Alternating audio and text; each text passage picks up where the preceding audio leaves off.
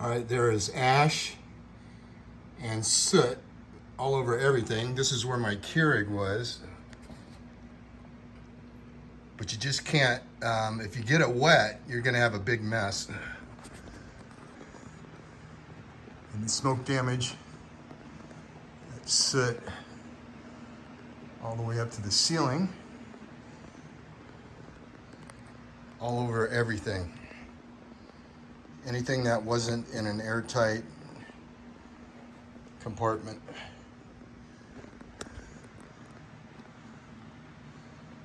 I did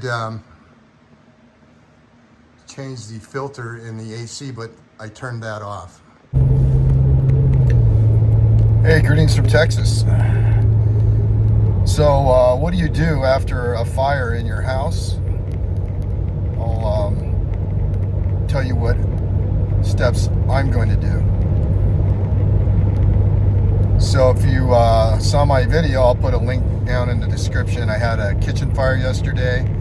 My fault, I left some oil on the stove, walked outside, and it got out of hand. Fortunately, the oil burnt and then spread to an adjacent cupboard.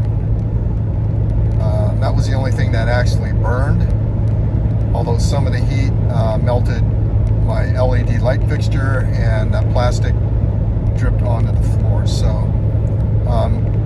as far as physical damage, it was fairly mild, although I won't know until I get some cleanup done. So I was getting ready to leave for a camping trip. I had my camping gear all assembled, ready to load in my car. I had the clothes I was going to take. I was going to be gone for a month, all clean on my couch.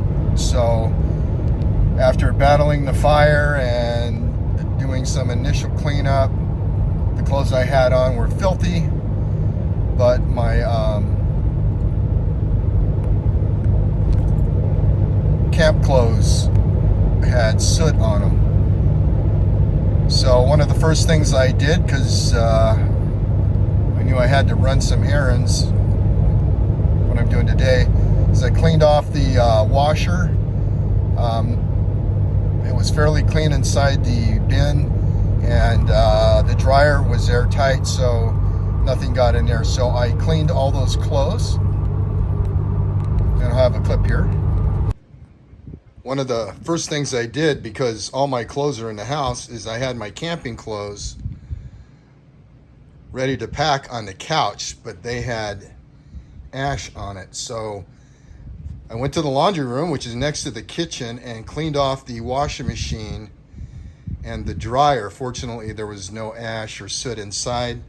I washed these clothes because all I had was what I was wearing yesterday, and just with a regular dryer sheet, there's no detectable odor. So anyway, I have my camping clothes, or my travel clothes, which is about a week worth of clothes.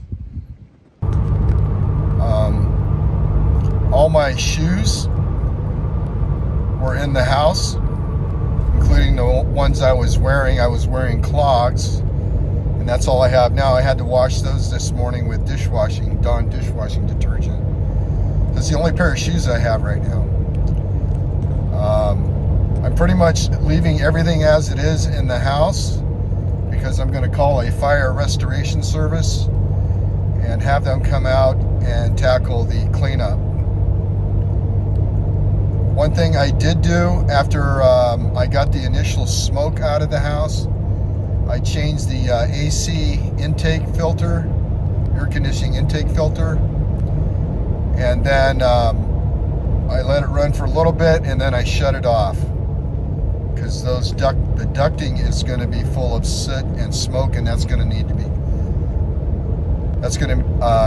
cleaning. Now here in Texas, it's 100 degrees. I left windows open to get some continued ventilation in there, but that's not going to get rid of the smoke smell. What you don't want to do is touch things with the soot on it. Now, if you've ever been camping and had soot on a pot and you put water on it, it actually makes it worse. And you actually have to really scrub it. So how they do it, I'm pretty familiar with. How they clean is they use what are called chem sponges. They're a dry sponge, and they first wipe off the ash and loose soot, and then they go over it with degreasing cleaners with deodorizers. All right, so sorry about that. So my mission today is I'm over here at the Dollar General.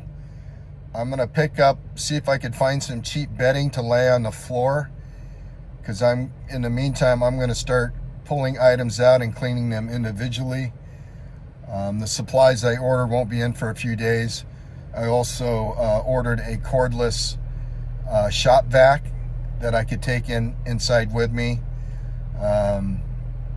with a HEPA filter. But right now I need some shoes, so I'm going to find some slip-on shoes that I could use when I go in and out of the house.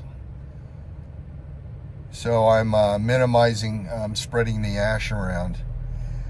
I took my camp gear. I set up a makeshift kitchen on my patio with my camp gear. I'm fortunate that I have a garage with a full bathroom, air conditioning, water heater, and a loft.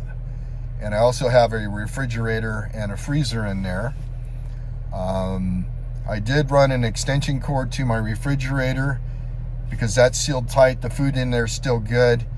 And I'll transfer that to the refrigerator in the garage.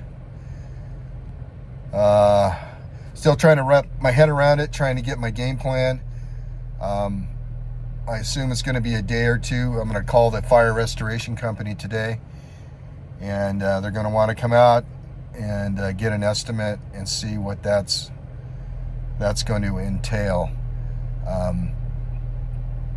In the meantime, I will just kind of pace myself, slowly remove personal items from the house, and start cleaning them when I get my supplies in.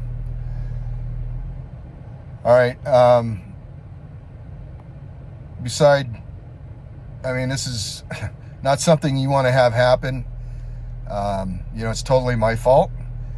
But to keep it in perspective, I'm thinking about the people in Maui that lost everything. What I have can be fixed.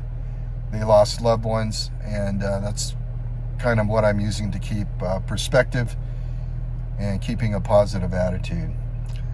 So I'm here at Dollar General. Let me see what I can get as far as things to get me started. All right, I appreciate you stopping by, and thanks for watching.